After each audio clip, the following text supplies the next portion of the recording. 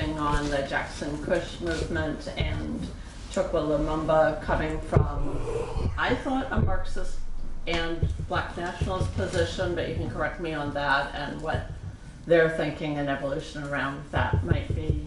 And then just a comment that I work with early care educators in San Francisco, and among them Chinese Hong Kong Americans, and they were tweeting out support, but haven't seen them rallying, but also speaking out against British imperialism in Hong Kong, so holding both those thoughts at the same time.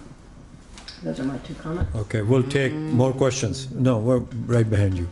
Let's please make a note. So, yeah, go ahead. I have a couple of quickie comments at first. My name is Darrell Mitchell. I come down here with Robin Yeamans. Together we wrote, I think it's the first American Marxist glossary ever written by American Marxists. And it looks like this. You can find it for free if you go to Facebook. If you go to the site, Marxist Glossary Discussion. I have a couple of questions, but generally speaking, I have a different view of the national question. But to go to some factual material, there's several people, in my view, that have produced the best stuff on the national question in this country. James Allen, Harry Haywood, and Nelson Perry. There's other writers, for instance, Gus Hall put out a 1955 pamphlet. And James Jackson, for the brother right here who asked, he's the specific person who changed the CPUSA position. I think he did that in 1949. It went to precipitate the split in the CPUSA. It was Lenin himself who defined Negroes as a people. From there, after the formation of the Comintern, they set up a commission to deal with what they called the Negro question. But back then, Negro meant something different than what it came to mean. And I'm just saying these things because it's an interesting, complex discussion that I wish we could carry on in the future. But you can find myself and Robin at Marxist Glossary Discussion. In the files is roughly 50 articles. One of them is called The Comintern Position on the Negro Question, a look at Harry Haywood's book. I'm familiar with all of Harry's writings, all of James Allen's, and etc. But going forward, we can talk about some of these things because it's just interesting stuff. Okay, let's take one question. I just wanted to say on the what you called the black belt theory, personally, I reject the theory of racism, that what you look like and what I look like is important. Yeah, it has a big effect. Yeah, it's America. But the question is the national question. Do you see Lenin, Stalin talking about race? No, because they set the problem up in a way it could be solved. The U.S. bourgeoisie has set the problem up in a way it will destroy the U.S. worker every time. And I think approaching it from Stalin's definition is really more helpful. And we see, you know, the South, we women are seeing these anti-abortion laws coming out of there. When you look at a map of where's the problem coming from, every time it's coming from a defined geographic locality.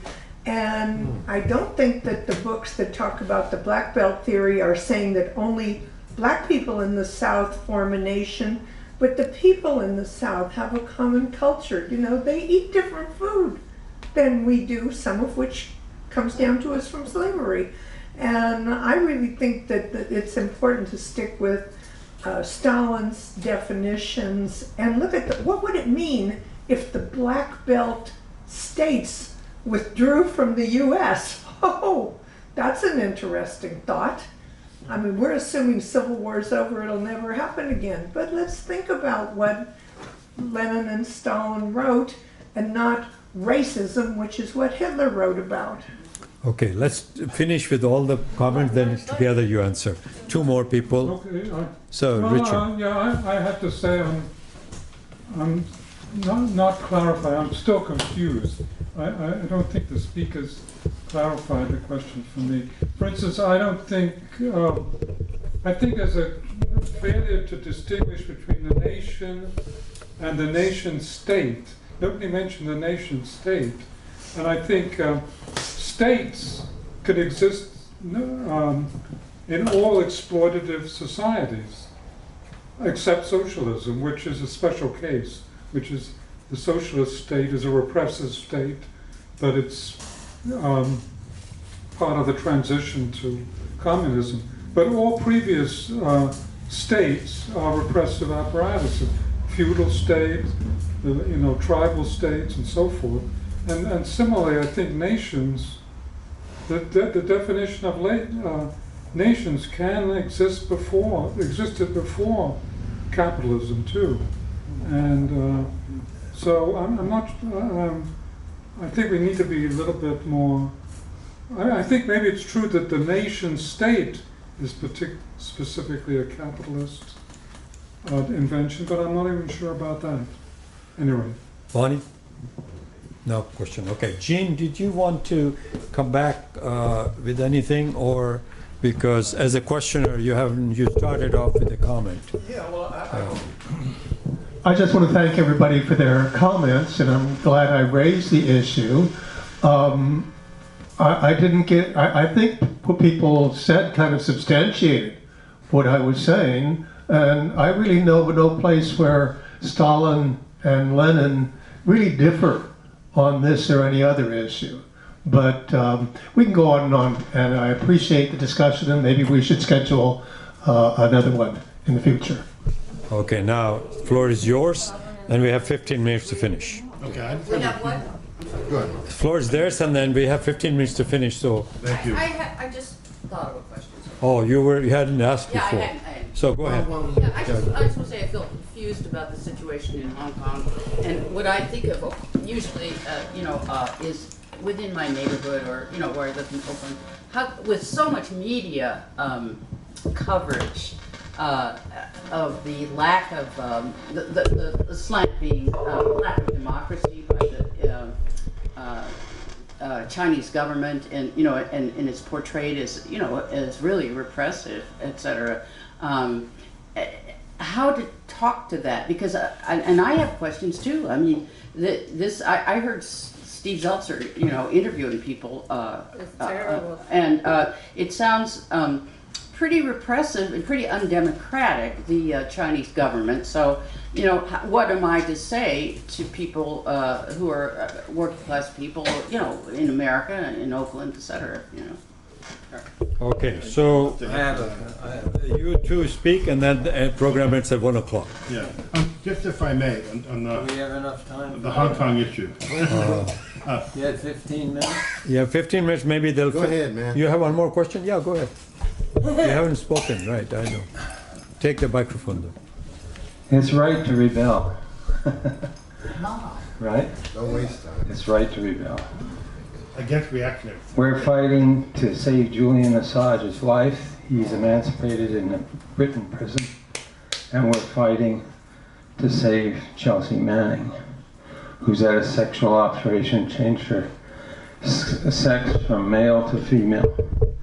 And she's under extreme pressure in a West Virginia jail controlled by U.S. Marshals. It's right to rebel. Just because you see a few American flags, or even if you see 1,000 American flags, that doesn't mean that America is controlling those people in Hong Kong.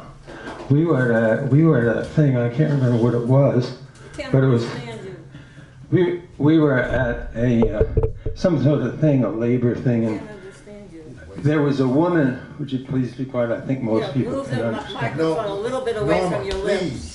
Yeah, Norma. So, can people understand me? I can't. That's better. That's better. Sure. Fine. So, I won't even use the mic because I have a very loud voice. Okay, good.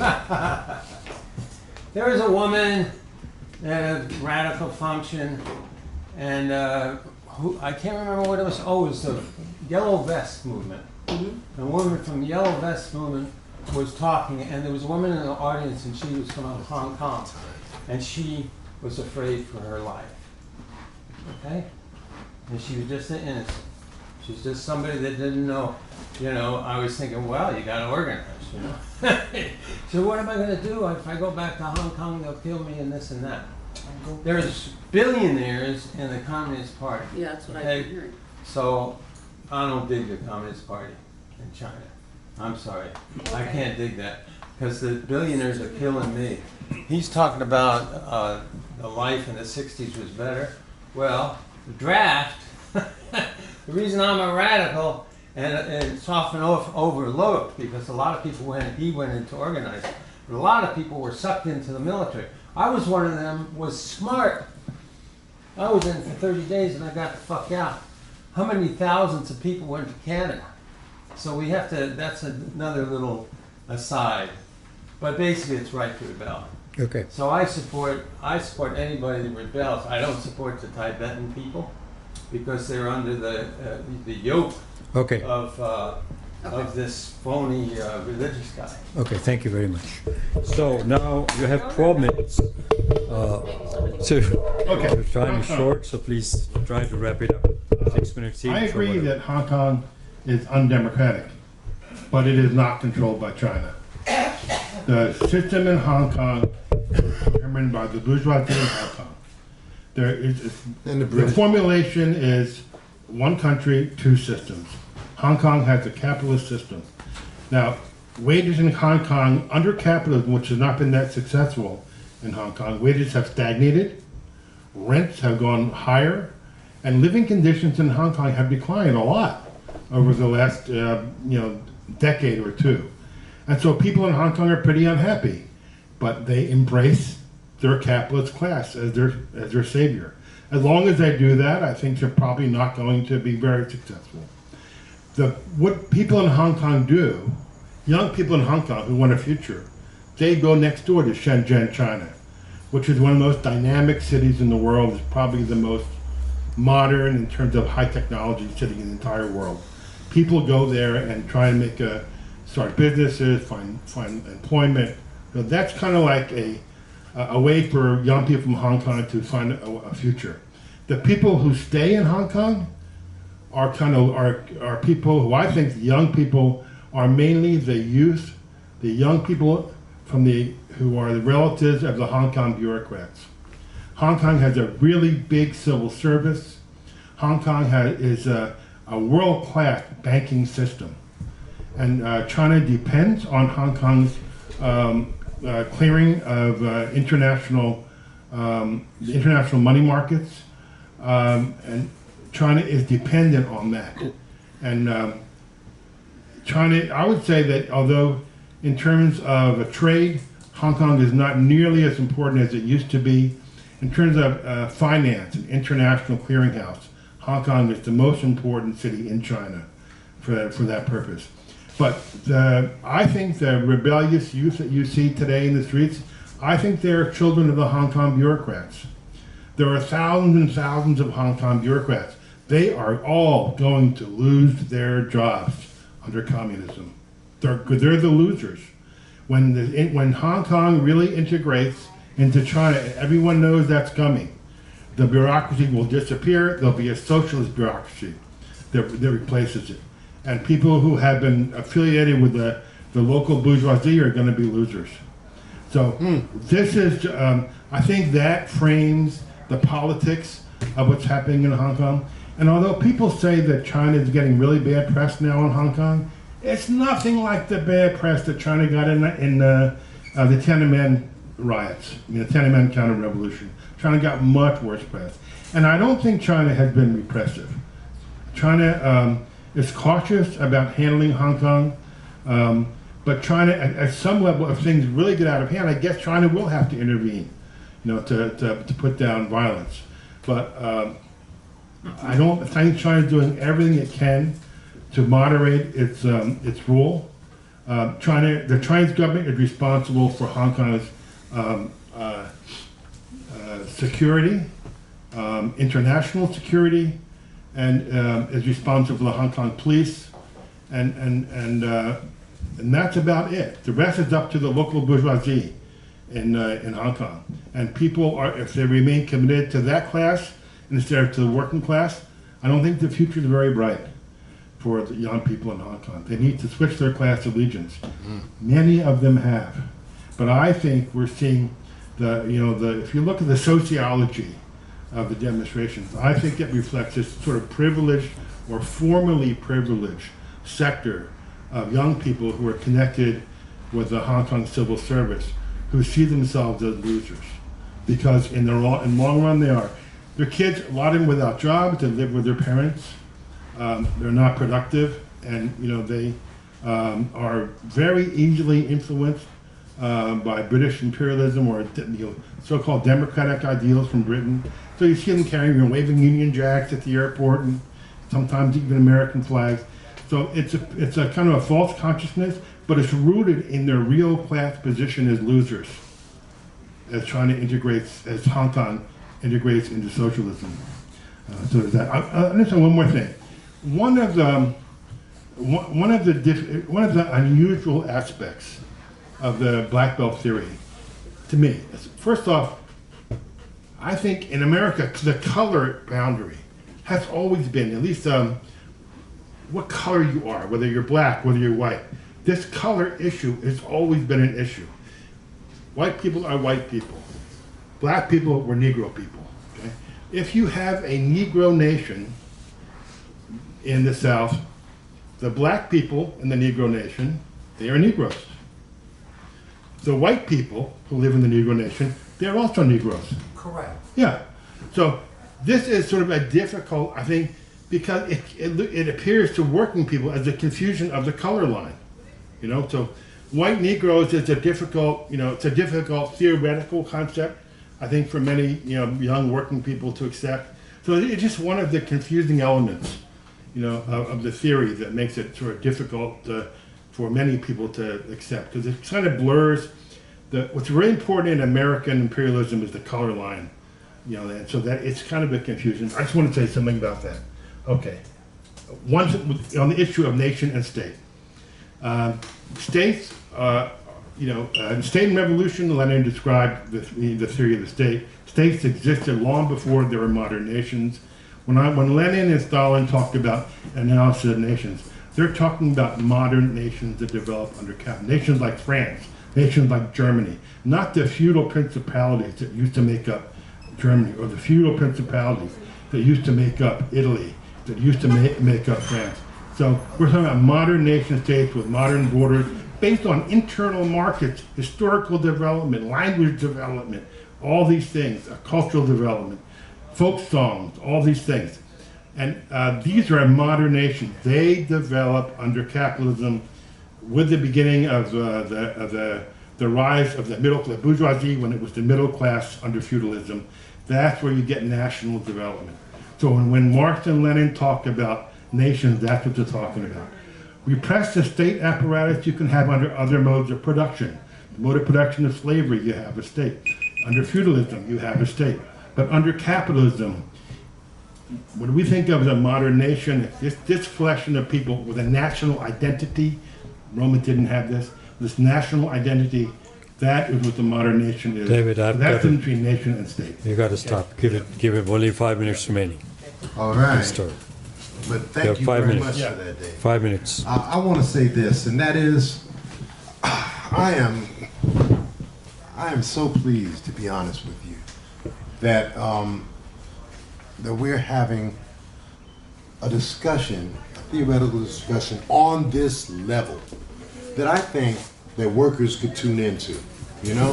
I don't think we've been very glib and used the $400 words and all that nonsense. We have differences of opinion, and guess what? We've tried to address them, and we will continue to try. I want to now speak to a couple of things, and that is one, the question of how much support to give to China. Look, I am, unlike Dave, I'm a little critical of the Chinese. I don't think they need to be having no marches and showing their military power. No moderately intelligent person doubts